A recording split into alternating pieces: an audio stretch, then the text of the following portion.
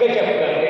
आदरणीय महोदय एवं समस्त सम्मानीय शिक्षकगण एवं समस्त सम्मानीय निष्पक्ष नीर चीर विवेकशील निर्णय मंडल एवं समस्त सम्मानितगण एवं सभी मेरे प्यारे साथी, आप सभी को मेरा सादर नमन। मैं उत्सव सिंह कक्षा 12वीं का छात्र श्री मारवाड़ी इंटर कॉलेज नयागंज कानपुर से।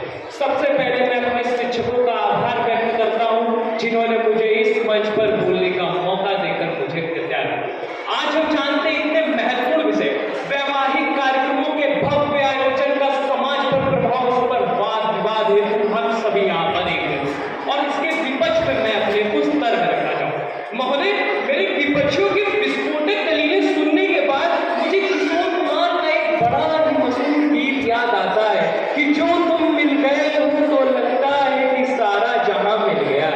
हम जानते हैं मान्यवर, जहां भारत की आज 80 करोड़ जनता 5 किलो राशन पर आश्रित है, जहां आज भारत की 32% आबादी भूखे पेट सोती है, जहां आज भारत की 32% आबादी भूखे पेट सोती है, जहां आज 19 से 20 करोड़ लोग अपना पेट नहीं पाल पा रहे, जहां आज भी 37% से अधिक आबादी गरीबी रेखा के नीचे आती है, वहां आप बात कर रहे हैं वैवाहिक कार्यक्रमों के भव्य आयोजन की।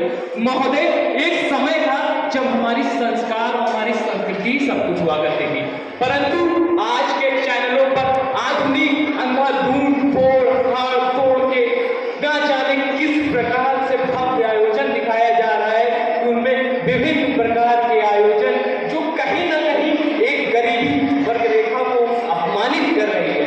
महोदय, अभी हाल ही में हुए अंबानी साहब की शादी, जिसमें अनंत अंबानी और राधिका मार्चेंट की 5000 करोड़ रुपए की, इसमें करीबन 7 लाख गरीबी वर्ग रेखाओं के जो लोग थे उनके विवाह हो सकते हैं। महोदय, यह कह जाना मुश्किल हो सकता है कि आप कहते हैं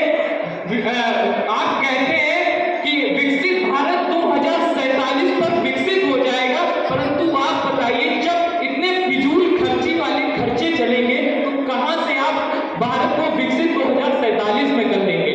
महोदय, इसमें हम सिर्फ लड़की के पिता को ही दोष नहीं दे रहे, आलम ये आ गए कि लड़कों वालों का भी उतना ही खर्च हो रहा है।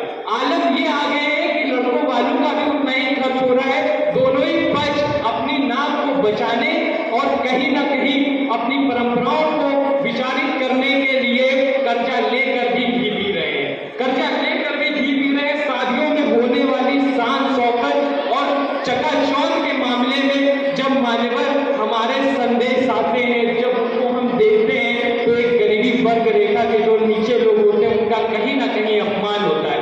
इतने फिजूल खर्चों के बावजूद मान्यवर मुझे एक चीज नहीं समझ में आती कि जो एक फिजूल खर्चा होता है रिश्तेदारों में साड़ियां वस्त्र इत्यादि चीजों बांटने का, तो महोदय आप मुझे बताइए कि वो कौन साड़ी कौन वस्त्र पहनता है, वो बस इधर से उधर, इसकी टोपी उसके इधर। इतने फिजूल खर्चों के बावजूद आज जब सड़कों पर देर रात तक जाम लगता है, आतिशबाजी जैसी होती है जिसमें प्रदूषण का तो खतरा रहता ही है, साथ में अन्य चीजों का भी खतरा रहता है। एक सर्वे के मुताबिक जितनी साल भर में भारत में शादियां होती है, जितनी साल भर में भारत में शादियां होती है, उनमें तो कई देशों की जीडीपी भी नहीं है, जितनी तो कई देशों की जीडीपी भी नहीं है। अंत में मैं ये कहना चाहूंगा कि वैवाहिक कार्यक्रमों को भव्य बनाने की कोई जरूरत नहीं, क्योंकि ये दो आत्माओं का मिलन होता है। इसमें भव्य बनाना कोई हमारे लिए महान बात नहीं है किसी भी रूप से। और मैं लास्ट में अपनी पंक्ति को विराम देते हुए बस इतना ही कहना चाहूंगा